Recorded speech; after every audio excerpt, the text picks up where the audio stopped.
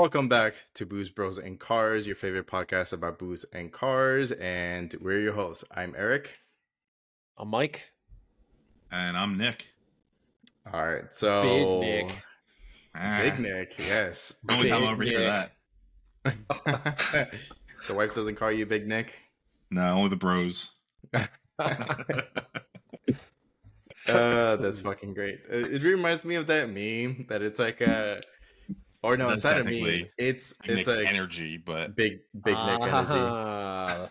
Nice. That's great. It reminds me of that video that it's like the chick that took her boyfriend's phone and like she has like that much of the window cracked open because she's sitting in the car and she's like scrolling through like the homie group chat and she's like, "You send your balls to your homies," and she's like, "You're not supposed to know." That's great. Not that we do that. Just putting it out there. Not that we do that, but I'm just saying that was just a really first funny time for video. everything. Yeah, right. Yeah, I'm surprised that is. hasn't happened at Sebring, honestly. That seems like something that would happen up there. Yeah, and it's coming up. It's coming I know, up. 12 dude. hours of Sebring is coming up. It's Hell coming yeah. up quick. Coming up 2 quick. months. Yes, it is. It's 2 months. It's like 2 months. 62 days away. And I got the man, time dude, off already, so... Okay, wait. I gotta ask. Did you get Wednesday, Thursday, Friday? No, Thursday, Friday. So I'm gonna try to bounce out early Wednesday, so I'll get up there 5:30, something like that. That's still better than most years. Yeah, And so 5:30 I'll in be the up there. morning? No, night. Nighttime. Oh, After Wednesday. work. I'll have to Wednesday. work Wednesday. Yeah, but Okay. I'll definitely get up there Wednesday night, and then I'll be up there Thursday, Friday, and then we've never made it all the way till Sunday. We So have. We have like once or twice. Like my I don't- first or second year, we did both years, I think. Yeah, but maybe we did. Yeah. Maybe we did make it one year, but like there it ends up seems being like terrible weather Saturday Yes. night or something. something. Yeah. It's always like And we we're all just end up hungover and we tired. end up rolling out of there. But like this year, Yeah. St. Patrick's Day is Sunday. I work in the beer Yeah. industry, so I have to You work do? Sunday. Yeah. So I'm going to have to bounce Saturday, like in the evening time. You know, after the sun goes down, I Yeah. can watch an hour of nighttime racing. I'll probably just hit the road. Yeah. So, but it is what it is. Yeah. It'll be a little bit shorter this year than it was last year. So, but not bad. Still have Yeah, enough time and to I mean- get into some shenanigans. It's not going to be as crazy because one, WEC is not going to be WEC. coming back. Yep. Or Yep. let me rephrase that. It's not that they're not going to come back. Is that they're not going to be here this year. This so year. we only have IMSA running the 12 hours. As far as I know, I believe there was rumors that the historical class race is coming Dude, back. and which see, I'm that's what stoked. That'd be I am nice. excited for. Like like the WEC race was awesome. Like the 1,000-mile, it was great. But I missed some of the other races that went on prior to them Oh, yeah. joining and making Super Sebring, because Yeah. those were just fun. Like the historical class, the Miata spec races, like or spec Miata Yeah. races, like some of that other stuff. Like I don't know. Like WEC is cool, but it's like more of the same thing as the 12-hour. It you is know? just It's with the basically same- the hybridization and Yeah. most of the cars. For me, the best part of WC is just how The pits. amazing their paddocks are. Yeah, Oh, or the, yeah. yeah. The paddocks are just awesome. Oh yeah. You know what's That's- one thing that you and I didn't do, Nick, which was we should have gone. Oh, we could have taken Mike this year too, but we could have gone. I think it was that Wednesday that they have like that cookout for all Oh, of the the crawfish drivers. bowl and- they did last year, or the year Yeah, before. Yeah. yeah. I'll tell you one thing that I'm gonna do this year is I'm gonna drive the CT5 Blackwing. I don't care how long the line is. I'm driving that one. If they still have that, that's Oh if yeah, they they still might have not it. have it. Yeah. They might not. They always change it up. I Yeah. mean, shit, like GM always does like the driving experience, but Dude, they only do the driving experience for like Chevy, and you get to drive like a convertible Camaro. Well, see, that's and like, that Yeah. you remember they always used to do it on that skid pad, and like They still you do. couldn't really do we did it much. last year. no, No. you can't do anything. Well, with the Cadillacs, we got to go take it down that back road behind there. That Oh, was yeah. fun, man. That was a good. Yeah, that was the perfect way to test drive one of those. Yeah. And the guy yeah. and the guy that was riding shotgun was like, "Fucking open it up, like tear it up, go Yeah. for it." I'm kind of hoping that if they do it this year, they're gonna allow us to like do some in-car footage of us driving. That'd be Bro, I fun. mean, I think it's Why would they- possible. I why would drove they care? the piss out of that CT4V Blackwing, man. That So- thing was a blast to Who- drive. How are we picking? How are we picking who's riding shotgun in the Corvette this year? You guys can figure that shit out. You guys can figure it out. We Actually, can no. I was gonna say whoever gets today or next month's gets the track will probably be able to go, but I feel like that wouldn't be unfair. You guys have to figure it out. Like I think you brought that potential up, and I basically just take my name out of that now. Yeah, I paid my dues to Nick by giving him a ride along. I've been along since year one with you, and nobody else has. That's true. I'm just going to throw that out. No, there, you're 100% right on that. Who's not here to defend himself, but yeah, yeah. I'm not locking you on that, but Nick did the Audi Corral, and we all rode in the car with him. So I was like, you know what? See, if Eric was like me and not selfish and bought a 4-door, we come all on, Eric. Along with him, but he had to get a Corvette. Could have bought an SS, buddy.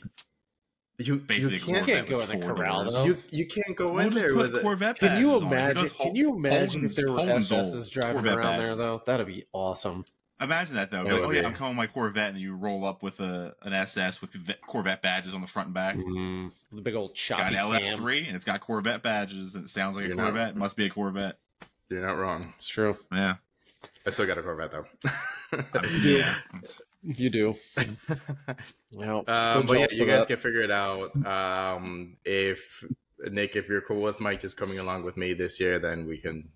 Mike, you're coming with me on the Crow. It's mostly indifferent to me. I've gotten to do it before. Yeah, that's true. That's true. All right, I've got to do laps in the Audis too, so that was pretty fun. Oh yeah. But yeah. I'm definitely looking forward to going to Sebring. We love Sebring. It's so much fun.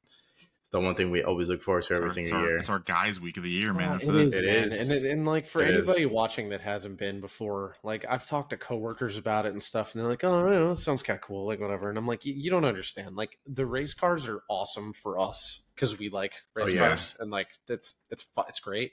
But like that's not why you go to Sebring. It's not to. It's for all the other shenanigans and like walking the pits and like talking to people. Like the people there, there's it's just a lot of interesting and cool people. Describe. Like it really is. There's weird. They're just awesome, genuine human beings that we meet. I mean, every year we meet new people that are just mostly awesome. Like, and a lot of it revolves around drinking. I'm not gonna lie. You know, you meet you meet a lot of people. Yeah, you've had a few. But I was actually gonna make that point, Mike, because I was gonna say we've had a lot of drunken laughs, bro. Oh my god, just so much fun. So much fun. Like some random Hispanic guy just stealing a stack of stickers from, what the hell was that guy doing? I'm probably going to. I wonder who would do stuff like that. Car, so. I don't know. What a douche. I'm still not sorry about that. Oh man. Anyways, let's go ahead and get started. So we of course gonna talk about what we are drinking. One of them, I already started to take a couple of sips of it. And it is the Hop Banshee that Mike had. Nice. It was good. I'll give my insight on this. I know that Mike said that the beer may have been a little flat or something. It was good, but I remember it being it was a little on the malty side. Yeah. The other one is, and I'm really stoked to drink this, and I did pick this up at, of course, number 3, which is a mead from Bee Nectar, but it is episode 13 Bee Nectar Strikes Back. That's awesome. So I am so looking forward to trying this. Nick actually had Bee Nectar on the podcast recently. These guys make some really good stuff, and it's awesome that the episode 13 is all, as you guys can see, it's all Star Wars related, and it even has like a little like the intro to Star Wars awesome. inside. Yeah, that's cool. Scrolling marquee kind of thing. Yeah, that's awesome. So I am actually really looking forward to trying this. It says Bee Nectar Extra Limited. I don't know if it's a limited production, but it's a honey wine aged in bourbon barrel. So it sounds phenomenal. Looking forward to it's 17%. I just noticed that right now. Holy shit. Nice. But yeah, I'm definitely looking forward to drinking that. Mike, I know you've got some news for us, even though that you are in the beer industry. Yeah, yeah. I decided to go dry January. So when was it? January 1st I started. So Wait, yeah, hold on on, hold Monday. Is it gonna work? Yes, it is. Oh, there it is. So yeah, tonight I am drinking Good and Gather ginger peach sparkling water. Because I am not drinking this month. I will say, full disclosure, I did fall off the wagon one night, so there's that. It's not a completely dry January, but doing my best. It's really hard in the beer industry to not drink. Like it's disappointed in you. I'm disappointed. I'm also disappointed that you're drinking something with that crazy flavor, not just water. You should have just tried water. Well, so I also have a water with a big old squeeze of lemon in it. Okay. So I will tell you, the last time I did this 2 years ago, I was probably more hydrated than I've ever been in my entire life, and that's what's happening now. Is like I am chugging unsweet tea and water, and like this is how I do it though. Like when I get home, it's like muscle memory. Like I come home, put my stuff down, plug in my iPad, go to the fridge, grab a beer, right? Well, now it's like I use these soda waters as like a way to like, I just need, it's like the carbonation and like the muscle memory opening a can. So it's like, I'll just suck these things down and I'll have 4 of them when I get home from work. So. You know what they call that? I think they call it an addiction. Trust me, try it for a month. See, it's definitely a habit. It is, and I'm not addicted. Yeah. It's not like I'm sitting here like scratching my face. It's just like you said, it's a muscle memory habit. It's just 100%. Your motion. You go through the motions. 100%, and it's it's tough, but I got through it a couple months ago. Like I said, I fell off the wagon one night. I was at a meeting all the way down in Naples, and I succumbed to peer pressure. Things happen. But anyway, so bro, you couldn't even last 10 days. Well, that was Wednesday of last week, so that was 2 days in. So Jesus, yeah. But I've had nothing since last Wednesday, and I've had a head cold, so it's like good timing because like I just like. You know why you had a head cold? Your body's not getting the beer that it needs. Yeah. I know. My body's like, what is going on? Probably can't live like this. Well, anyway, Nick, what are you drinking? Your body is detoxing. Yeah. So I am doing my best to make up for Mike and Carmelo's dry January. Yeah, I had a little bit of whiskey before I got on. Right now, currently drinking this Brooklyn Brewery black chocolate stout.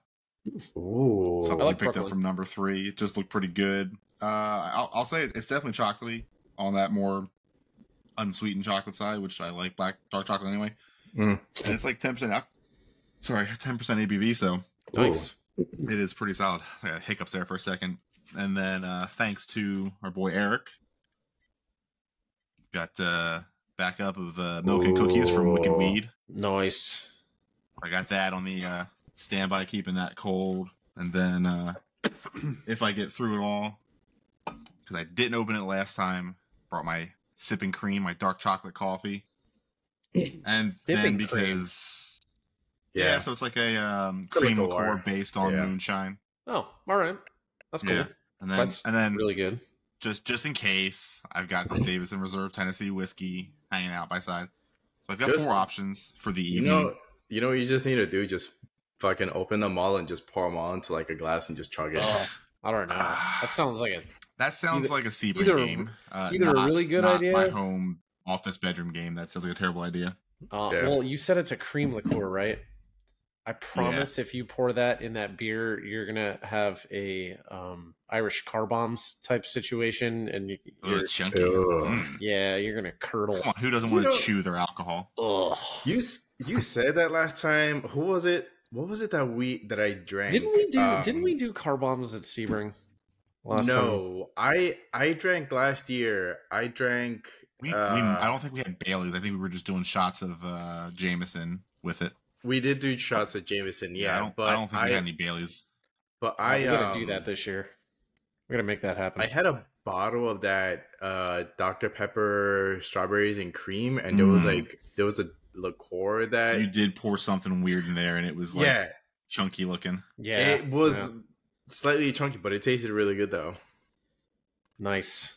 It tasted good to me at least. See, I just I'm so excited about Sebring. I had to buy something the other day and I forgot it. Oh. So I got a replacement umbrella for my chair. You remember Nice. last year? Because it just kept whacking the head and falling over. Yeah, just like kept falling over, and I was like, "Son of a bitch!" Well, so that's kind of cool. They make replacements rather than the built-in obsolescence. Yeah. Where you buy a whole new it's chair. not a replacement. Oh, okay. What it is it's like a universal one, so it's got like a clip on it, so I can put it on any of them. But this thing was like, I think it was like $26, and it's bigger than the last one. And it's what I'm hearing is I can steal it from you. No, buy one. Got it's it. on Amazon. It's $26. Just go on and get one, dude. It's so nice, and I wanna post up this year for a bit and watch. So that thing's gonna come in handy. You see, we say that all the time, and literally all we do is just walk around, drink beers, bullshit, I'm gonna and do we it watch this some year. race cars I here and want there. to just sit there. I have a new awesome backpack cooler, and I'm just gonna load that puppy up and go park somewhere awesome. I'm glad you got one because I was debating on getting one. I do have like I that got little what is that little pouch thing that's called? It's so if no, it's like it's like a book bag, but it's got it's like that like the bladder, like the drinking bladder. Oh, you can fill it with shit. Yeah, Camelback. Not exactly a Camelback. It's not a Camelback. It's like a cheaper brand. Oh, I've got a Camelback knockoff. Yeah, exactly. Yeah. But I mean, should I even bother bringing it? Yeah, probably. Pack aside. Yeah. Should I even bother bringing it so we can fill it with like at least like electrolytes or something just to like sip on? No. Vodka. Electrolytes. Bush Light, bro. That's your good electrolyte right there. Bush Light. No on the Bush Light. Oh, come on, man. I gotta get you guys on Bush Light. I like Michelob. Ain't happening. Michelob Ultra. You want to do Ultra? You want to do Ultra? I'll bring Ultra this year. I do Ultra. Let's do Ultra this year. We drank a lot of Corona last year. We went through like 2 cases of Corona. We went through a lot of Corona. We did. We went through a lot of Corona. I got an idea. Best of both worlds. Why don't we do Corona Premier this year? It's lighter. Still pretty good. Or I don't know. See, now we're getting into some booze talk. Have you guys ever heard of Modelo Oro? So is that the golden one? Yeah. I believe so. I don't know. Based on the language that you also speak, yes, that's Modelo, golden. Yeah, the Modelo Negro is good. I prefer the Oro. The Oro is no. You're thinking of Especial.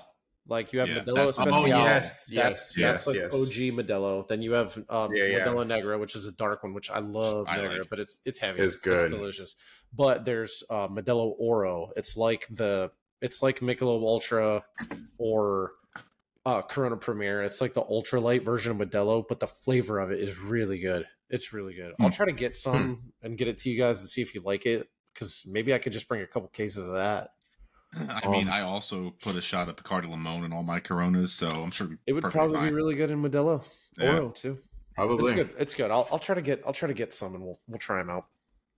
See what you guys think. Oh yeah, we'll try them out here in the podcast before we gotta do a wrench day sometime soon. My wrench day. I gotta work on my Elantra. Finally fix the AC on the Miata. So, dude, I think I'm just gonna have to take it somewhere because I don't know where to start, and I don't want to have to buy a compression kit, and I don't want to have to put the freaking dye in it and figure out where I think I just am gonna have to take it somewhere, and it's gonna cost $1,500 to fix, but whatever. If it costs $1,500 to fix it, and I can turn around and sell it for $7-8 grand, I'd be happy. Do it. So. Do it. You want to be. I think I'm gonna have to. Like, because I've thought about it. I've thought about going down the road of like, all right, pull the compressor off, replace that, pull the condenser out, replace the condenser, put new lines in, and it's like by the time it's all said and done, I'm gonna be dropping $800 on parts and chasing what I think might be wrong with it. So I might as well just take it somewhere, and they can do a leak test and all that shit. That way I don't have to worry about it. They might find one small little pinhole in a bend someplace where they just replace that section. Yeah, exactly. Can you imagine that it's literally... Wait, could you say that it's not blowing air, right? So the compressor cycles, it blows air, but it's hot. And I've charged it. Like I've charged it, and it's cold for like a minute, or like a day or two. Yeah, but then I don't drive the car every day, and next time I drive it, it's not cold anymore. So it'll hold a charge like briefly. So I think it's got to have a leak in it where the refrigerant's leaking out. But I don't know where it's at. It could be in the condenser. It could be a fault with the compressor pump. Like it could be anything. So so many different places. Well, I just don't want to have to go. I don't want to have to rip the whole car apart and replace all of it. like just to turn around and sell it. That's a lot of work to do for a car I'm just going to get rid of. I mean, here's the surefire fix. You cut the wiring harness. Let's go. Put an LS in it. There you go. That's what led me to cut my wiring harness, and then the LS never happened. So careful on those ideas there. Yeah, no, right. I'm not going to do that. Honestly, I'm dumb. Like I was online last night looking at a couple things, and like there is like a few companies that still make supercharger kits for Miatas, but like one company, they still make them. They still you can still buy a full kit. Like there's nobody making turbo kits really anymore at the moment. Like who was it? Flying Miata. It was like the last one doing them. Their Voodoo kit. You can just make your own turbo kit. Yeah, it's I don't want to piece all that crap together. Some people have time and patience for that. I don't. Realistically, all you need is a turbo manifold, turbo lines, ECU, wiring harness, probably a fuel kit, all the air cooler, all the intake, piping. Custom downpipe, custom tuning after. All that. Yeah. Should be I'd rather just buy it where it comes with all. I'm lazy. I'm lazy. I'm 40 like in a year. Or 2 years, 38 this year. Yeah. Anyway, whatever. I'm lazy. I don't want to do all that. That was like something I would have done in my 20s. Not anymore. I don't want to. I'm not going to go on forums and read about it. Like I'm not going to do that. Yeah. Just lazy. Can figure it out. We got a couple projects though. If Nick gets some of these parts for the Porsche, so we can start working on that. I gotta obviously do a couple things to the Elantra here soon, which is gonna be easy, but Yeah. Oh, it's gonna be really easy. Yeah. It's gonna be really easy. What are you doing to the Corvette? Got anything new? No, I need to do the clutch on it, which I'm not looking forward to doing the clutch. Or was it only at the track? It happened to me once when I went to Cars and Coffee, the one that was at the Edison with, I think you and Nick were there. Mm-hmm. And then it slipped for like a split second the last time that I drove it, which was like 2 weeks ago. But I was driving it hard, and I slammed it into third, and I popped the clutch, and I stepped on the gas, and it like slipped for a second, and then you can feel it like accelerating. It wasn't like how it was before. It was like a subtle slip, but like you can feel it. Yeah. But it really wasn't that bad, and I'm like, at that point, I'm just like, I need to do the clutch sooner than later. So, well, that's the problem. I feel like once your clutch is slipping like that, it's only going to get worse. Like that's like the beginning of things to come.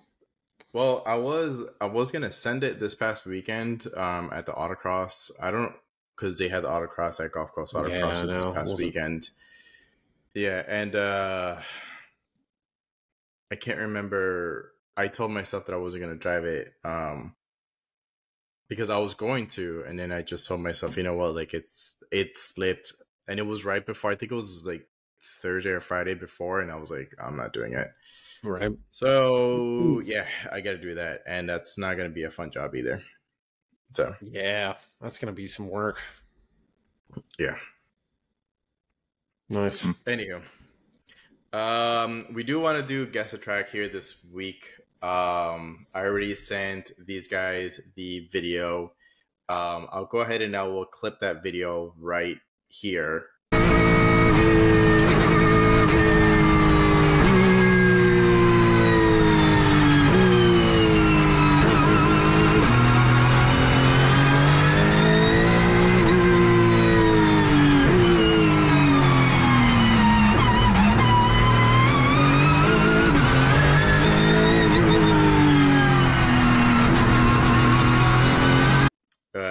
And if you guys know what it is, go ahead and put it in the comment section below.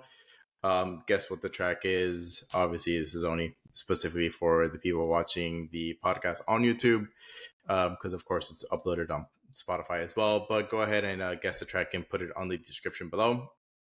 Or if you don't want to guess, just skip to the very end to find out what that track is. I'll give you guys the same hint that I gave these guys, which is that it is a track in the United States. That's pretty much it. I'll give you at least the country or the continent where the track is at. You guys can just have fun and try to figure out where that track is. Aside from that, let's go on to car You know, talk. I got a fun thing actually. You mentioned only Okay. being able to guess the track on YouTube. Well, that's for the people watching video. But what we could do for these guess the track episodes is we could see if any of our listeners have a really good ear if they're listening on Spotify or any of our other channels that we're on. See if you can guess the car in the video. Oh, Comment. I like see that. See if you guess fun. the car. We'll let you know if you're right or not. I like that. I like Might that. be something cool. It's actually really good. Yeah. Why not? It's a good idea, Mike. Hell yeah. I come up with one every once in a while. Yeah. Occasionally. All right. So on to car talk. So this one is actually it's kind of cool, but it kind of quite made us question it. Nick, I don't know if you want to pull up that Yeah, I can pull it up that posting, but I think Nick, you actually sent it to us. Is that right? Yeah, because I'm sick in the head and I like to watch things that I so far away from affording. Yeah. So Nick actually sent it to our group chat, which is that apparently there's a Porsche 911 GT3 MR for sale. Which, if you guys don't know what the 911 GT3 MR is, excuse me, it's pretty much the race car. That So so RS is your Rennsport. That is your Porsche built in-house race car. The MR is from Manthe Racing. So while I'm just getting ready to share my screen here for anybody that doesn't know what that is, I frankly did not until I actually looked into it a little more. It's basically a $70,000 package that gets lumped on top of this car. So it's almost like getting a truck that gets sent to an upfitter. They order this thing, it goes out to Manthe Racing, and they upfit the shit out of it with all track-related performance upgrades. No power, but a lot of handling, suspension components, aero discs on the rear wheels, lightweight racing single lug wheels or center locking wheels. So it's pretty wild. This thing is absolutely beautiful. I did find out it's being sold by a dealer under consignment for the owner. So I think it's one of those where the guy's just got a bunch of toys and he's looking to offload this one. Oh, okay. Which, I mean, hey, good for him. It's a good problem to have. But it's this guy in all of its beauty. Oh, I think it's so gorgeous. Yeah, that's pretty. I know, right? Like, and I just love like they do these little aero discs to the rear. Oh yeah. But so like obviously the big ass wing, that's from Manthe, rear diffusers, the wheels, the tire setup, the aero disc, that's all of them. This car was factory equipped with the carbon ceramic brakes from Porsche, so those were standard. But it's really just a lot of these little aero touches. And then, I mean, the nice thing is, too, you get into the interior here, and it's really just a very well-equipped, nice GT3 with a rear seat delete and everything out of it. Yeah, no but cage. The cool thing is, no cage like a typical RS might have in it. But this is one of the cool things to me is typically, most of these are built with a PDK. Whoever ordered this opted it for the 6-speed manual, which is pretty badass because, we always talk about it. Up until recently, all 4 of us had a manual car in the garage as well to drive. I got rid of mine recently, so I don't have one of those right now. But it's nice to see somebody out there actually cared about the standard transmission enough to order a $274,000 car, I believe was the original sticker. And then throw another $70,000 on it. Right. And what this going to go for, I don't know. Some people in the comments are speculating that it'll break 300, close to 350, just because of how rare a Manthe Racing GT3 is. So I guess they don't make many of these per year at all.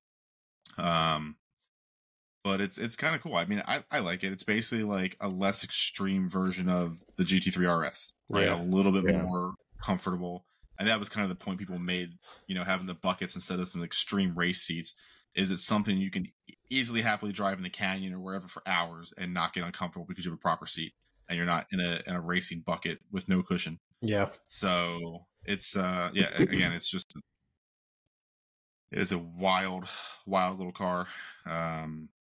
It's got a super clean background to it. It's like, I just wonder, you like, not only for the person selling it, right, but like for the person buying something like that, that is a very, very specific thing that you're looking for. Like that's just not some guy that's like just came into money and was like, oh, I'm gonna get a Porsche. Like I'm gonna buy this. Like that's very specific. Right. Well, I feel like that's the beauty of cars and bids is because you can find these I don't want to say it's a one-off, but like if in the used car market, it definitely is something that is one-off. Oh, yeah. Well, you can find something that is one-off, and if you've got the funding for it, like it's obviously attainable. Click on one of those rear wheels. The carbon. That's wild with carbon the aero disc. With the aero disc, yeah. I wonder how that's fitted. Because it's right over the wheel. I was wondering the same thing. Like, I wonder if it fits I'm guessing underneath it clicks on some places. Because otherwise, anytime you change the tire or the wheel, it's being held on by the center lug, it's coming off. So, yeah, there's really no clear image as to how it's attached on there. But I mean, again, this thing it's just beautiful. Like you talk about, somebody's not going to come into money and just be like, I'm going to buy this random Porsche that I saw. Like most people wouldn't. One of the four of us, this is the shit. If we had money that we would seek out, we'd find something like this. It's like I mean, literally, it's like think about like it's like a tastefully modified high-end sports car. Like it's like someone that had we've had, I don't want to say cheap cars, but we've had entry-level vehicles, entry-level sports cars. And it's like, we modify stuff, but like this is what you would do if you had a lot of money and you want to modify a car. Like it's properly done and it's clean and simple.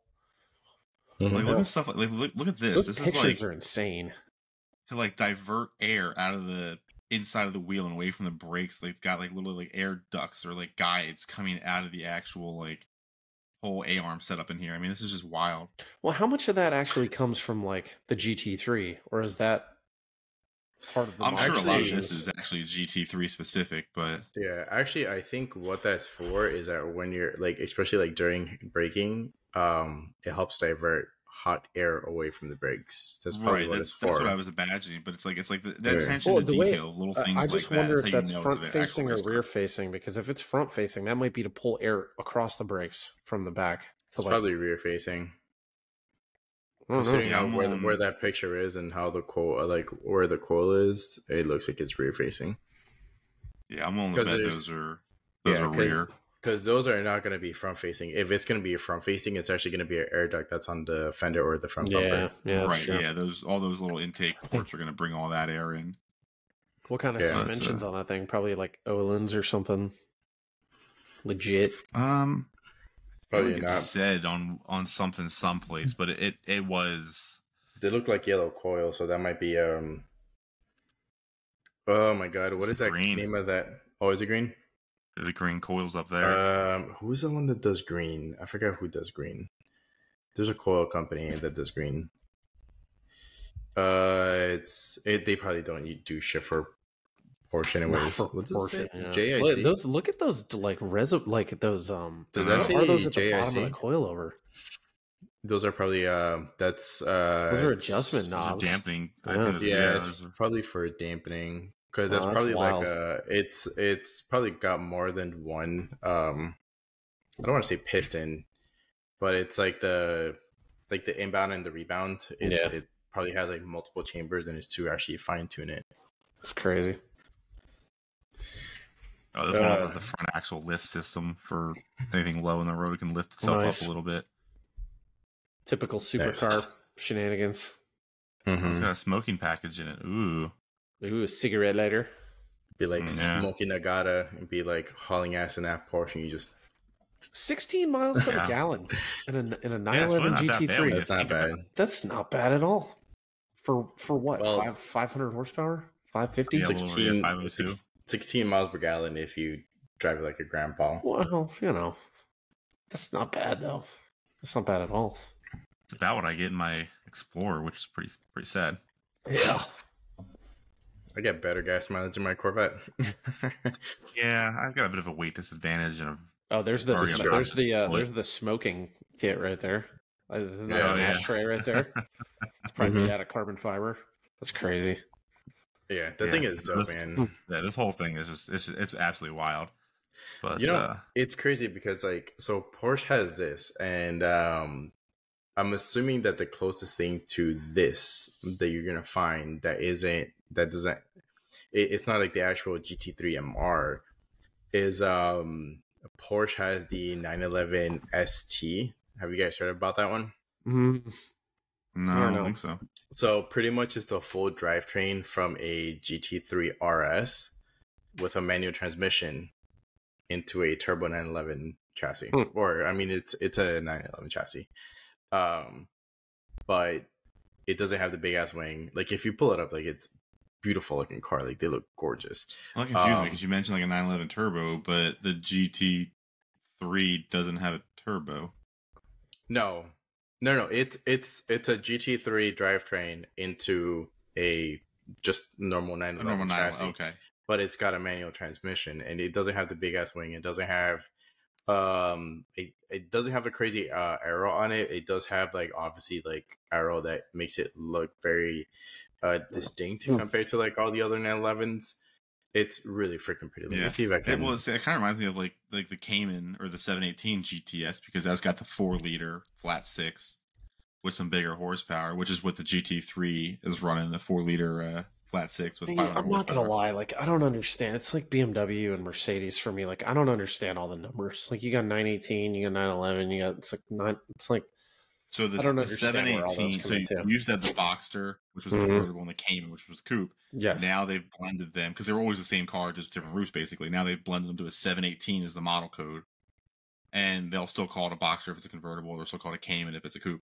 But that's kind of your differentiation now between those. Check this out. Look at that front bumper. That thing looks so pretty, man.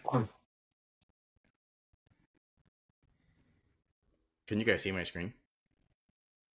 Mm-hmm. Yeah, we're looking at it. Okay. Yeah, this thing is so gorgeous. $290,000 sticker price to it. But, so is man, that a factory? Is that factory from Porsche, or is that? Yeah, it's factory from Porsche. It's got this heritage design on it. It's really, really freaking pretty, man. Like I saw this coming out like it's kind of crazy to me when you consider the car we were just looking at costs less new and is probably a superior track car. Probably. I kind of wish you could make these bigger. How much is this one? How much is the ST? 290. Wow. But I mean, like, you see how it doesn't have the big ass wing on it? I kind of like it. It makes it look very, very subtle. But when you look at the front end, you know that it's not a normal 911. So, right. Well, that's like because they make the make the GT3 in a touring model now too, without the big wing also.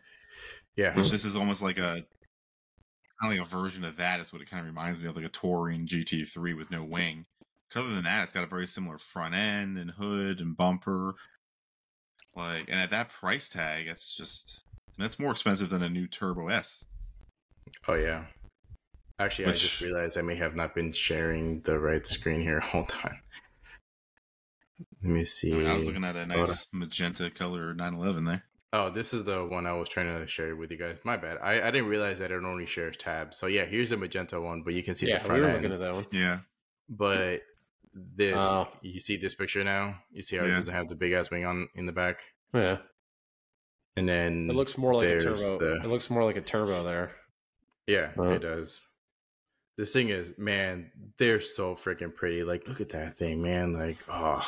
Dude, I'm not gonna lie. I see so many 911s in Naples right now going into season. It's so silly. They're everywhere. Oh, yeah. They're all over the place.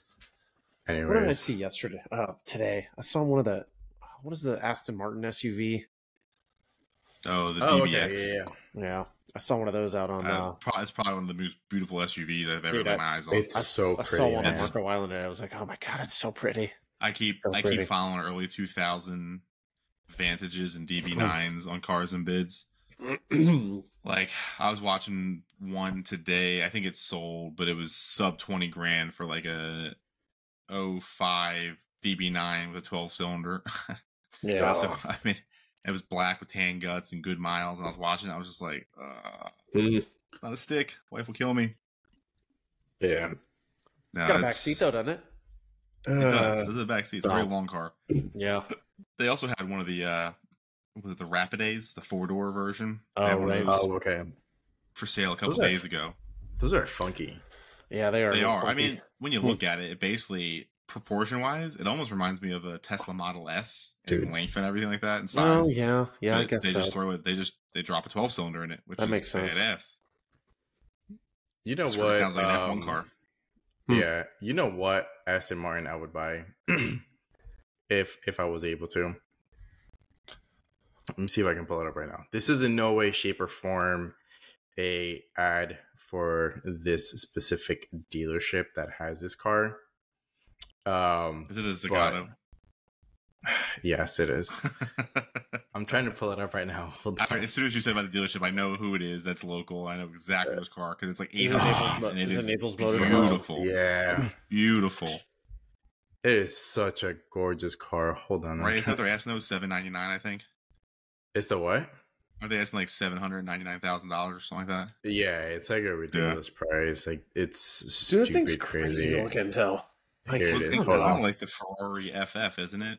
Being like kind of. Like I don't. Here, the one picture that they have of the car pointed like towards airport pulling. I just love dude, it's just that crazy looking. Burgundy and that almost brushed gold look. That thing's wild. It's wild. Yeah. It's good, it almost looks like semi Iron Man-ish with the gold and the red and the burgundy. It's a shooting brake, which is it's kind of unseen, but I don't know. I mean, other than this and the FF from Ferrari, I mean, okay, the old Z3M. Yeah, look at that rear end. A very similar thing. That doesn't look like an Aston Martin from the back. Yeah, I think it's from the front. Oh my god, look at that thing. Yeah, it's so gorgeous. I am a huge fan of this generation of Aston Martin. One of my dogs in the back. You can. Yeah, look at how narrow that hatch is. That opening, right? Yeah. Yeah. But let's be honest. I mean, if you have this thing, you're not going to be using it to tow anything or to put anything in the back. No, you're going to put a set of golf clubs in the back, maybe. They might not even fit across the back. Yeah. Probably not. No, just long ways, just right in the middle. You get more space than a Hyundai Veloster. Probably. Yeah, I can see that. Yeah, that's a wild looking car. Anywho.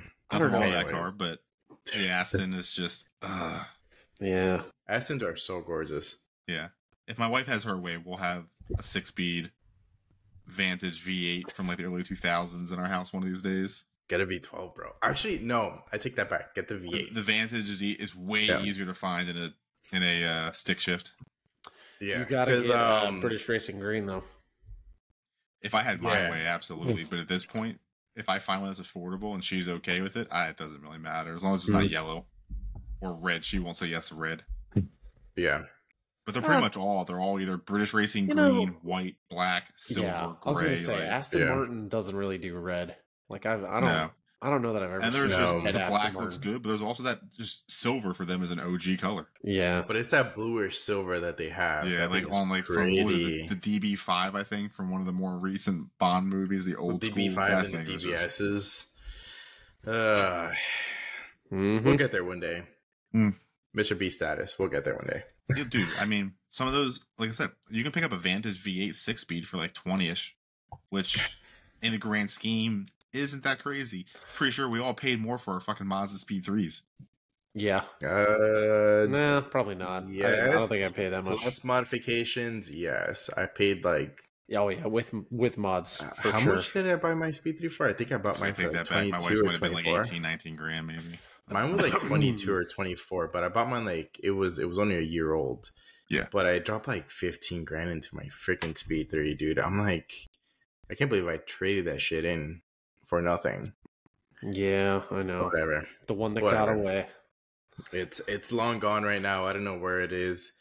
It's actually really funny. I saw that Facebook reminding me that a year ago, a few days ago, or 2 or 3 years ago, I saw that car on the streets. And it was so beat up, and I was oh my god, dude. I was it's the worst. Yeah, that's probably not. It's the worst. It's probably not even local anymore. I remember seeing mine. I think you took a picture of mine, in Lehigh or something. No, I thought it was you. Somebody saw my car. No. It still had the rally armors on it. It's still everything, but it just looked... I think I saw it months after you got rid of it, but I haven't seen it since. Every time I see a red one, I look. I look every time I see a red one to see if anything that might make me think it's yours. But no, I actually did see a red one a couple. Well, I remember I saw a red one a couple weeks ago. Mine popped up for sale, in Lehigh, and I remember it had like well over 100,000 miles at that point, and it looked like the interior, the seats were shot. Like I'm like, oh man, poor car. I know. Oh well. What are you gonna do? It's over. Yeah. Yep. Anyways, upward and onward. Yeah, upward and onward. On to Porsche things. Hopefully soon with Nick, and then we can all have our own Porsches as well. Right, the newer ones. I definitely want to get a 911. We got a better chance of getting those before I get my 944 going. Probably. Probably. At least I'm honest about it. Yeah. But anyways, I am talking to a guy right now that has 2 engines in Port St. Lucie. You He's just say working that. a quote to see what he would charge me to deliver one of them. So between that and I finally picked out the bushing set. Okay. It's just some little things like the brake caliper rebuild kit, pads, rotors, a lot of bolts and grease, and air jack. She should be able to sit on her. Okay, let's take it easy on the air jacks thing. Let's get it running first, hopefully, or close to it before we start talking about race car shit.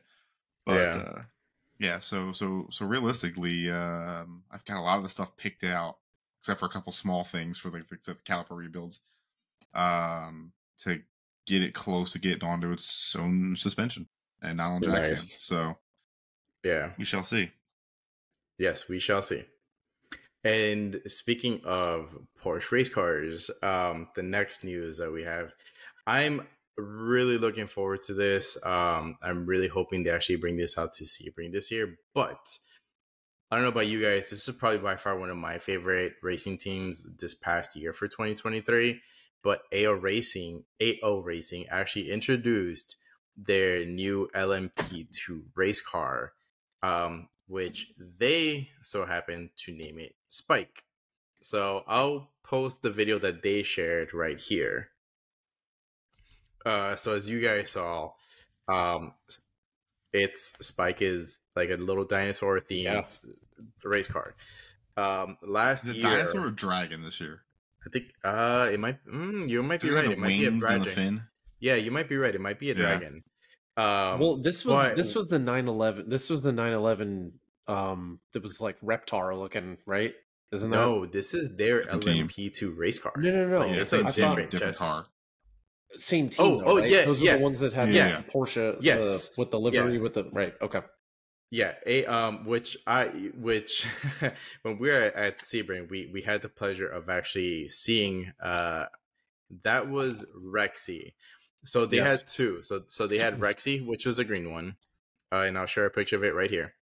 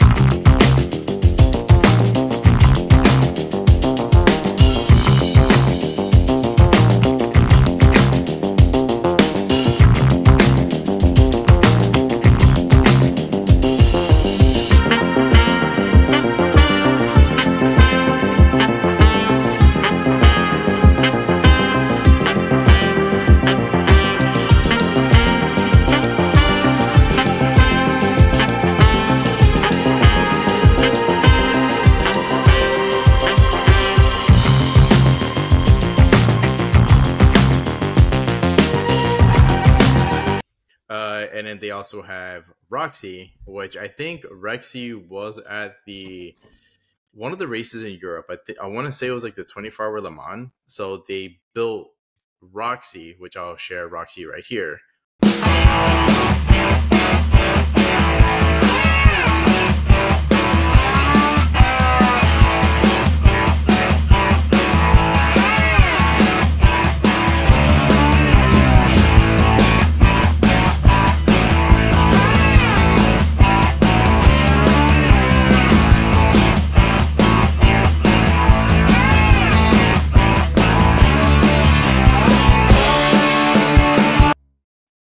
built Roxy for the races that Rexy wasn't able to attend. But it's cool because like Rexy, dude, it was so awesome seeing that little car running around the track. Yeah, it was awesome. It was it's a badass little car, dude. It is, man. So like in the field of identical mechanical vehicles, to see this like little T-Rex, green T-Rex thing ripped around the track was yeah, which is awesome. It was so cool. And like ask Mike, I was so excited. I was like, where's Rexy? Where's Rexy? So like I do digital photography or I do photography here and there, and where I shoot a lot of pictures is at Sebring, and anytime that thing would like pass, I'm like, okay, where's Rexy? Where's Rexy? There he is, and I'll like start shooting a bunch of pictures. Well, that thing is so cool to see, man. And I love it too, because you look at it and you're like, listen, how did we keep the sport alive, right? You get new generations involved, and what little kid doesn't love race cars? But what little kid wouldn't absolutely kill for a race car that's a dinosaur, right? Like, there's little toys that exist for that, and now here's this Porsche ripping around a track at top speed and blipping through that PDK transmission, dressed up as a fucking dinosaur. Like it's just badass. Like it's a perfect way to get the younger generation driving it into this. Well, so no, I'm just saying I would be a grown ass person driving that shit for sure. You know what? Let's be real. If we all could afford 911s, they'd all have some insane livery on them, because we're all pretty obnoxious with that. Like, come on. Yeah. You know what? I'm thinking green with a Santa Claus on the front and some Big Nick energy maybe in line. Yeah. You know, AO Racing, I'm just gonna pull the trigger on it. I'm gonna buy a Rexy and Roxy shirt because why not? You know, screw it. Like I'm actually looking at it right now. I might as well just freaking buy the shirts. Need a new Sebring shirt. I mean, that would be two. Like if it's Rexy and Roxy, it's two shirts. Yeah, sure. So, hell yeah, I just might do it. Do it. So you're gonna change the picture of Spike, or are we just gonna use our imaginations? Oh, I said I was gonna clip the video. Oh, you're gonna clip it. Oh man, hold on. All right, maybe I won't clip it. Hold on. Ew. Oh shit! Hold on. I thought you were clipping Rexy and Roxy. I wasn't sure you clipped Spike. AO Racing. Spike. Our fearless leader couldn't be prepared. Jeez. Listen, I figured you guys would have already seen this. I mean, I may or not have, but I still like it. It's a cool idea. Hold on, let me share this right now. I guess I'm not gonna clip Spike. I'll just clip Rexy and Roxy. Okay, so this is Spike. Oh, you're right. It is a dragon. Right? Oh yeah, they say they're a dragon. Yeah. Yeah. Back in the day. Stupid ads. So this is the Orica dragon. There it is. Oh, I forgot it's an Orica. That's right. Yeah.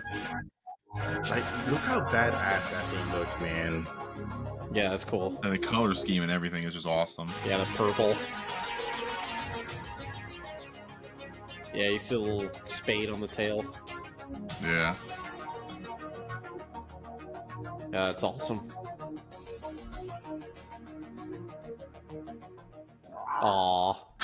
That's so cute. Yeah. Nice. So that is that was Spike. So that's the card that's gonna be introduced to LMP2. That's cool. I'm kind of hoping that they release that thing out during Sebring. I definitely want to see that thing. Especially they'll for sure have Rexy. I kind of hope that they have Roxy there too, because I kind of want to see all three cars racing on the track. That'll be kind of cool. But yeah, that'll be kind of cool. Like they're definitely like my favorite racing team right now, aside from the Heart of Racing, because their liveries are just so awesome.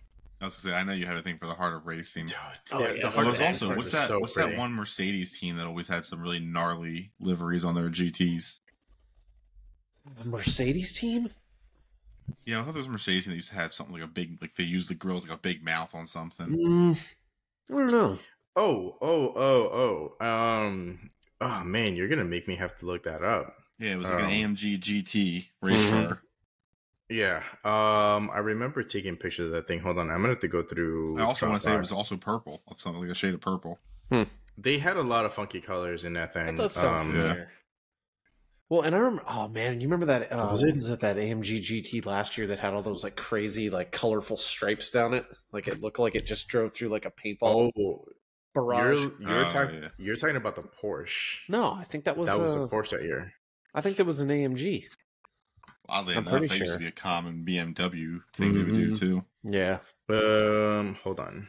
I have my Dropbox pulled up because I take a ton of pictures there. I'm pretty sure the car that you're talking about, Mike. I thought it was an AMG. I don't know. We drink a lot at it's a Sebring. Porsche. It could have been anything. We do. I'm still partial to the Lambos just because I like the way they sound. I'm a simple man. Oh, they sound great. Love a good V10. It's not pulling up for me right now. I'm trying to see which one that Nick is talking about. Yeah, I mean, I kind of threw you for a bit of a loop, so kind of, didn't really give you a chance regardless, to prepare. regardless, they have a ton of really cool looking race cars at Sebring. I'll post up. I mean, obviously we're gonna be there, and so I'll post up some pictures while we're there. I wish we could do like a live. I wish we could do a live, but the reception up there is just so bad. Well, I had a discussion about how to possibly pull that off. Ooh, are you gonna bring the Starlink? You figured that one out really quickly, didn't you? Come on, it doesn't take me long. Yeah, I might have to look into that and see how I can do that. I mean, we would only be able to have internet at our campsite. That's fine. That's pretty much it. Aside from that, I can't find a car here. But regardless, yeah, you're right. Like reception at Sebring, it's terrible. horrendous. If you guys, the viewers, if you guys look at the attendance, it's like 500,000 people there combined, not just including the fans, it's including the drivers, the race teams, all the media people. Maybe this year, not having WEC, maybe the crowds will be lower, but I doubt it. I don't think they will be. I mean, maybe a little bit. Regardless, you're still gonna have it's a ton of people there, and the reception is still gonna suck. But yeah, I mean, I don't know. Hopefully, we'll see. That we shall in a couple of months. Yes, a lot of content. Okay, so this that is weekend. Super random. I can't remember. P1 Motorsports, just here real quick. Just,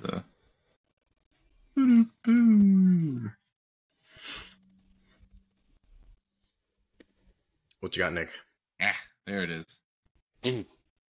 Oh yeah, you're right. Oh yeah. Yep. That was the first one I ever remember seeing with like, the mouth and like teeth and stuff. To me, that was like a predecessor of like, Rexy and Roxy. Like that was kind of the idea behind it. In my mind, I was like, I do remember that car. To be that. Yep. Yeah. There's been a lot of really dope. I guess this is now like a Sebring podcast, right? But we've seen a lot of really cool liveries. Actually, you're right. That was a good one. Yeah. Do you remember that there was the NSX a couple of years ago that had the Mach 5 livery? That was cool. It was very, very subtle, but it was kind of cool. Yeah. Man, I can't remember what other really cool liveries we've seen. What we've seen a lot. There used to be, back when there were still Vipers there, wasn't there one for what was that one? You're talking about Gas Monkey. Gas Monkeys. Gas Monkey did have some. Yeah. I missed the Vipers too. Those things were badass. Yeah. That thing was okay. So hold on. Let me do this. I'm gonna have to transfer this to my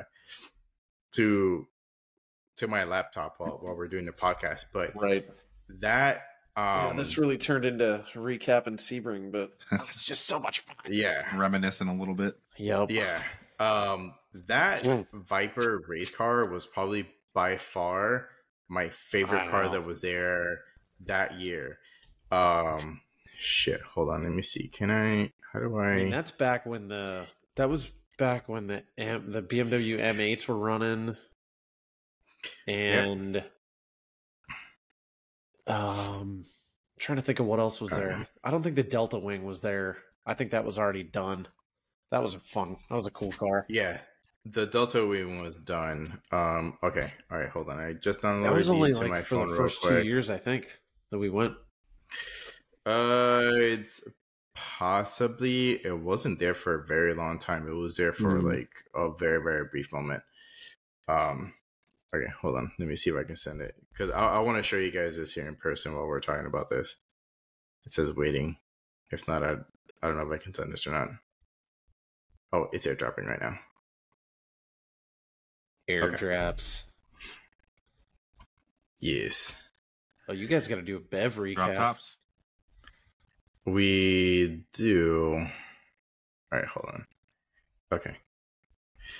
While Eric's doing that, do we know when the Miami Auto Show is this year? We get one in Miami, don't we?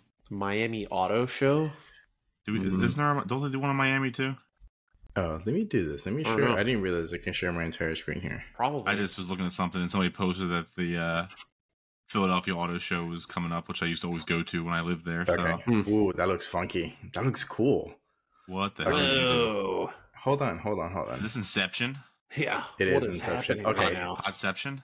What the? So this is Gas Monkey. Yeah. So this is one of the pictures. Man, that thing is so freaking badass. And then there's the crazy ass gorilla. This guy. Oh my god, man, that thing is. And by the way, just not to like toot my own horn, I actually took both of these pictures. I'm just saying, no editing, all by hand. Just saying, that was very, very proud moment for myself. What the heck did I just do? Dude, what have you done? I don't did you break the internet? I probably did. That's it. Al Gore's gonna call and come looking for you. Probably. Global warming is all your fault. With Man Bear Pig by his side. Oh my god, that's fucking great. I should dress up at Sebring this year as Man Bear Pig. Oh, dude, that'll be hilarious. We do gotta come up with a theme, though. We just wet to death. We gotta come up with a theme. Yeah, we've always talked about like just doing like a really funny theme so we can like have like something like dressed up as like a theme. Yeah, just to walk around Sebring. Yep. What was it that we said one time? Like this, I think we said like Nintendo characters, like Super Mario Bros, like wearing like Mario shirts or something. I can't remember what it was that we said. Those, well, and I remember I think I sent you guys the link to those like Hawaiian shirts where you could have like somebody else's face all over it. I was like, dude, what if like each of us like just draw the hat? Like say I drew Eric, Mike drew me or whatever. That would be like really we funny. had that person's face all over that. So between the four of us, we each had somebody different face on our shirt. That actually would be really funny. Should we just get those made? I feel like we should get those. There's made. a website. I sent the link. I'll find the link. They were like $20 or $25 a shirt. Or it would be hilarious. That'd be would be funny. We might have to figure that out. I'm on board like, for that one. Time. The next time we meet up in person, we might actually have to do that. Yeah, that'd be funny. I'm down. Anyways, yes, Mike is right. Me and Nick have to do a beverage recap here. I'll go ahead and kick it off. So, Hot Banshee. Yeah, what did you think? It was very subtle. It wasn't very strong. It's more like of a beer. I mean, it's only 6.5% ABV, so it's like a beer that you drink just to chill. Well, to me, the hops fell off a little bit. Like it wasn't as hoppy as I was. I think so. So, it wasn't bad though. I think the problem with yours was that I think you said was like oxidized. May have been bad. Yeah, oxidized. And what I really realized is that I don't know if I can. Whatever. So the plastic thing that this thing came in, that says May 9th of 2023. Yeah, those are old. I'm assuming that's when it was where it was packaged, so it may have just been old beer. That thing on top there is called a Pack Tech, by the way. Pack Tech. Yeah, thanks, Mike. Just useless Thanks information. It's the plastic turtle killer. That's what it's called. Oh, yeah. Yes. No, not those. No, those are not really because those are recyclable. Actually, you can throw that right in your recycling bin. The duck strangler when they stick their head through the little holes. The duck strangler. It's a duck strangler. It's. I mean, I would like to try a fresher one. So, Veterans United Craft Brewery. If you guys are watching this, we definitely want to try beer that actually is Send pure. us some beer. Yeah, send us some beer. We definitely want to try it out, and we don't want to say that the beer wasn't bad. It was just a little oxidized. So I definitely want to try one that's a little bit fresher. I think it was just I think it was just an old I feel like can. it's gonna taste a lot better if it was fresher. Oh, 100%. Yeah. Now, the Bee Nectar, episode 13. Wow. It's super good. I mean, we've had Bee Nectar before in the past. Nick had, I think, one Bee Nectar here in the podcast. Bee Nectar is phenomenal. They make really good stuff. I am really enjoying this. I mean, I'm maybe like a third of the way down, and I am enjoying every little sip from this. You can taste a lot of the honey, but you can taste that it's been barrel aged. Like you can taste like the oakiness. So the oakiness is very subtle though, but it's super, super good. I am actually really enjoying this. Does it taste like a wampa? Isn't that what it's called? A wampa? Isn't that the big like Yeti creature? Isn't that a picture of an AT-AT from Star Wars? Like it Hoth, is a picture of an AT-AT, but Hoth, the ice planet. It's the but it's a snowman barrel guy that like it's an AT-AT as a barrel. Oh, I know what you're talking about. Never mind, you guys ruined it. I know what you're talking about. I know what you're talking about, but no, it doesn't taste like that. What? Or is it a bantha? Bantha? No, wampa. Wampa was the name. Is the bantha? We're gonna get canceled by the Star Wars fans. I know, bro. You guys just. Oh, that's the big ride-on thing. I am too sober. Listen, I am too sober to explain this right now. Hey, Mike's right. It is the wampa. It's a wampa. It is. He's right. I was thinking the bantha is the fucking he's the thing big with the goat horns that, they like, ride around. He hung Luke from the cave, and he had to like slice his arm off. Very true. Listen, I Never like Star mind. Wars. Okay, made a Star Wars Star Wars joke, and nobody got it. I'm a fan of Star Wars. Even though Disney decided to fucking ruin it, but I mean, Tell us how you really feel. like Star Wars. Yeah, Eric will be offed by tomorrow. He'll be unalive. I was gonna say you just insulted the mouse. Oh, bro, way to go! I hear Hillary Clinton's a huge fan of theirs. I don't care. Hey, my soda water. I have comments to say, but we're not a political podcast. So I think I've decided that tonight is the start of my villain arc, and I will forever be known now moving forward as the Duck Strangler. As my villain Nick, name. the Duck Strangler. Big Nick, the Duck Strangler. Did you? Right. What did you do? A weird ring to it, but no. What did you do, Nick? No, nothing yet. But anyway, so the way you said that was very. You're like, are you sure you didn't do anything? Nope, I cannot confirm nor deny. I plead the fifth or something like that. I don't know. I'm not legally trained. That poor guy. So if it doesn't have anything to do with like some financial laws and stuff in the auto industry, don't ask me. Anyway, the Brooklyn Brewery limited release, the Black Chocolate Stout. It was good. I wouldn't sit there and be like, oh man, it was. Let's put it this way: it's no Burial Brewing Stout. All right, so this is a very standard stout to me. Yeah, with a little bit of that chocolate undertone. Dude, and a solid ABV. I mean, 10%. Excuse me, hiccups again. Not boozy though. For the 10%, it is pretty damn smooth. So that's the one thing that was pretty good that I appreciate about it. And I don't know why I kept it in here, but I am drinking the milk and cookies right now.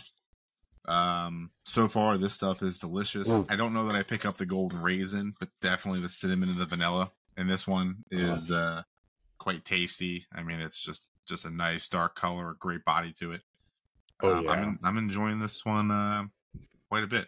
Again, and this is the problem.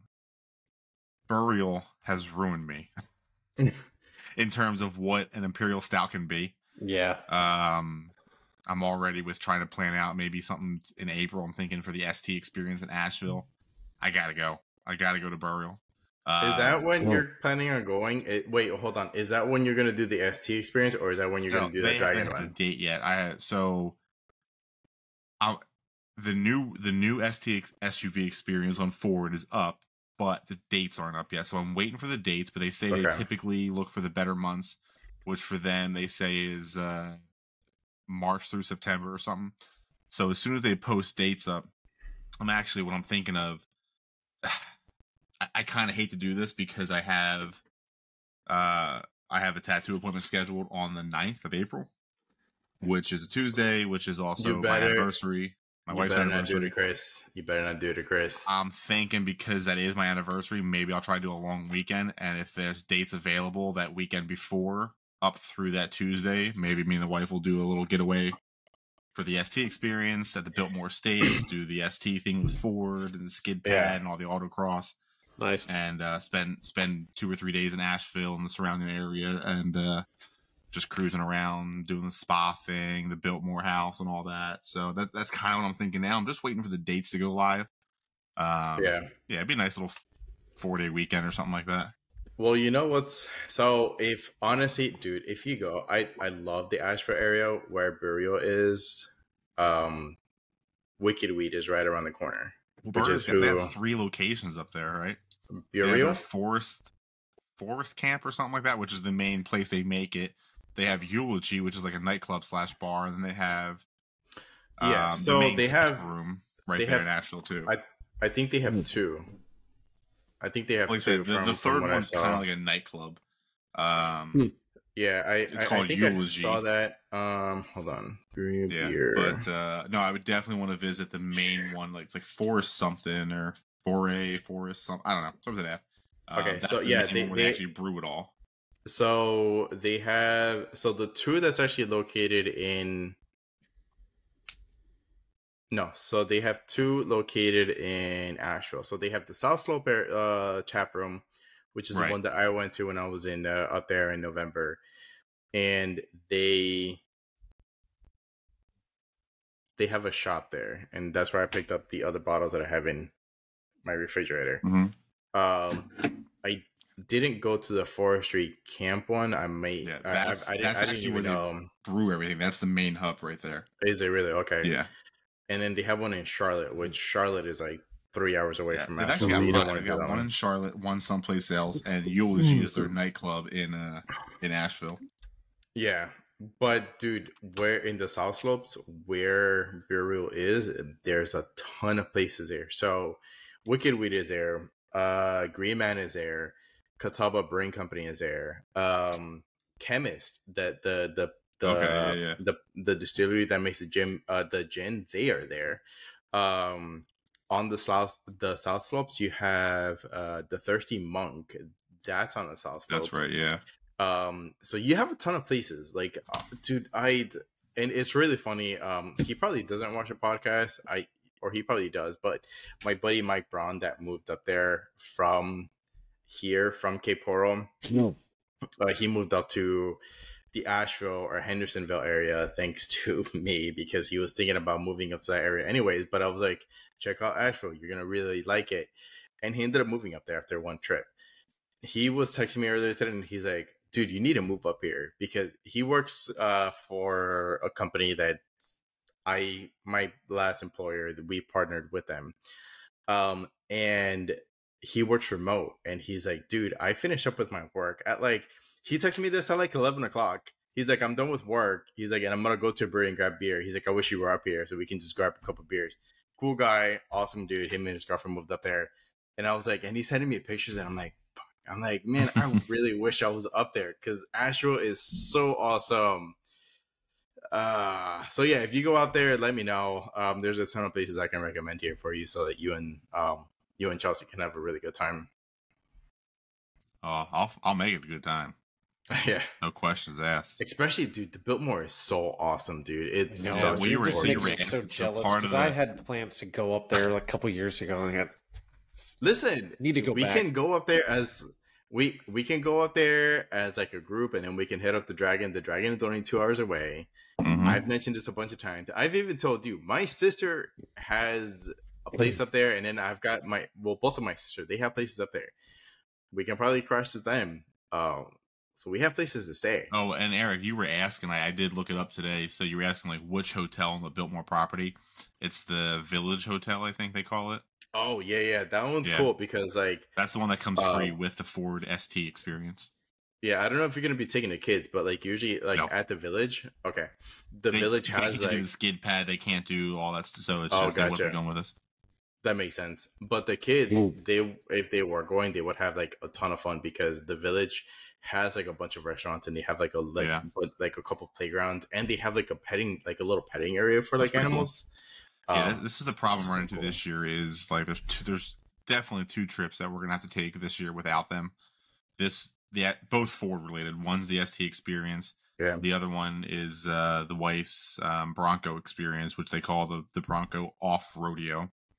That's funny. That's in Utah, you said, right? Yeah, there's like 4 locations across the country. Both have to be done within a year of the vehicle purchase. So I have until May, and she has until like September. But I haven't really given her much of an option. But based on the pictures I've seen, the badassness I've heard, we're probably going to go to the Moab for her Bronco one. That's in Utah, right? Yeah. Which you're actually going to take that thing off road? Not hers. No, they provide you Broncos to use. Yeah. Oh, really? Oh, that's cool. So actually, at the ST experience, they provide vehicles as well. They're all factory, their vehicles maintained and all that kind of stuff, which is kind of silly because I want to get out there with mine and rip around mountains. Like, I mean, I'll do that anyway, but I won't be able to do it with a group. Like, I can't autocross mine. I have to autocross one of theirs. I have to skid pad one of theirs, not mine, which is kind of annoying now that I'm lowered and tuned and everything. Like, I want to get mine out there and see what it'll do. But yeah, I mean, I'm going to ask for the favor, but who knows? Well, you know who's in Utah? There's a lot of people. Really, really big influencer that lives out there. No. Oh. Lots of those. The Strad man. Get more wives? No, the Strad that's right. Okay. The Strad man lives out there. What's up, bro? We're going to be out there in Utah. Let us know. My wife's reading a book in bed. I think the dirtiest of fucking looks right now. I said more wives. I got the finger now officially as well. Nice. Well, that is so typical of Chelsea. That is so typical of Chelsea. See, she tries to get rid of me, and then when I threaten her with that freedom, all of a sudden, I'm the problem. I don't know. Listen, she can have a sister wife. She doesn't have to deal with you 100%. Anyways. And on that bombshell, that's all the time that we have here for today. Thank you guys for listening. Oh, wait, hold on. What? Hold on. What are you doing? I'm sorry. Dude, I'm sorry. I've been drinking the whole time. I'm sorry. That was a premature explosion of that bombshell. It was. Holy shit. Okay. Calm it down. So, yeah, I'm sorry. I kind of jumped the gun on that one. So, do you guys want to guess the track that I sent you guys? Go ahead, Nick. I think Mike already knows, so do you want me to say mine first, what I'm thinking? I'm pretty sure I know, so you say yours. All right. So obviously we discussed this earlier, and my first thought, because I am terrible at racetrack because I don't play a lot of Forza and stuff like that, I was pretty sure it was wrong because of the location, but I am now going to go with Long Beach. That's what I was going to say. Yep. Long Beach. Oh, it is. Yep. It is the streets of Long Beach. It was Cali based on the scenery, but I just couldn't. Yeah. Couldn't think of what. I knew there was a beach track. You could tell by like there's 2 straights and then like some ziggy zaggies on the gens. So yeah, I knew it was like I said. The first thing that was coming to my mind is Laguna Seca because I always hear like Laguna Seca Blue, and Mazda does a lot of Laguna Seca. So that's like the thing in my head. But I was sitting there thinking about it. I'm like, God, this is one of the beach circuits or some shit that I've heard of, and so I had to do a little Google, and as soon as I saw it, I'm like, that's it, Long Beach. Like I had to, the name just kind of jumped out there. Yep, it is the streets of Long Beach. So I will give you that one because you did get that right. Yeah, that's kind of my bad. Sorry, I kind of jumped the gun on that one. Man, I've been drinking, just enjoying some stuff. So anyway, because we're on here still. That Wamba mead really got open, and it is delicious. By the way, you need to get, dude. You need to get that little spout. I got mine from Old Smoky, but I'm sure that. So you see, Eric, if you're not a sissy and you pour a lot and fast, it doesn't matter. Whatever. So you're talking about like the mason jar lid with the pour spout in it. You could probably so he said that Old Smoky sells some of those. You could probably just make one for a couple bucks. Buy one of those pour spouts, put a hole in it, or you just put a straw in the thing. You're done. There you go. Drink it all. Nick's got a point on that one. I could use. I think I'm gonna chill this. I'm gonna keep this one in the fridge. You should. I don't have any ice cubes on me, but it's still very good. Sugarland is really good, man. Like the two big ones, Old Smoky and Sugarland. Like the flavor is Sugarland absolutely freaking delicious on this. The dark chocolate coffee flavor is. I remember going to Tennessee and doing like actually going to both of those places, like where they actually distill them. Oh my god, the tours were awesome. They just that was just it. So I picked this up in Tennessee. I went to this random little liquor store, the only liquor store in all of Jamestown, Tennessee, and I got to the section of moonshines, and I mean, I've seen a lot of Old Smokies and Sugarlands and stuff before. I have never seen this much of a variety of flavors. It was absolutely insane. The different types of pickles, the different types of cherries, other fruits, the different flavors of just straight clean moonshine. I mean, it was insane. Absolutely insane. And I saw this dark chocolate coffee, and it just called my name. Yeah, it sounds delicious. Yeah. Well, I mean, I'm just throwing it out there. Well, I'm just going to throw this one last thing out there. Gatlinburg and Pigeon Forge is only like 2 hours away from Asheville. Yeah, I know. It's true. You can go, like, if you head up there. It's that I want to even go there before I figure out the rest. I'm just saying, like, if you head up there like a day early, you can probably go up directly to Gatlinburg and Pigeon Forge, chill out there for a little bit, and then just shoot over to Asheville. Yeah, once I get the dates figured, we'll play with that. But there's so much to do in Asheville. Like I was talking to her, like we do a spa day together. We do a horseback ride on the Biltmore property. I mean, there's just so much to do. Yeah. And like I said, for us, if I could pull the dates off, it'll be more of an anniversary trip for us. Oh yeah, no, for sure. So, all right. And on that bombshell now, there it is.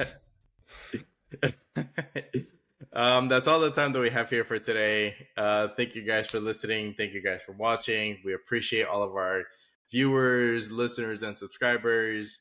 But yeah, thank you guys for listening. Remember to savor your brews and hit the road responsibly.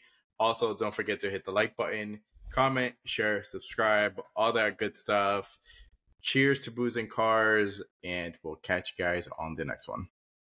Cheers. Peace.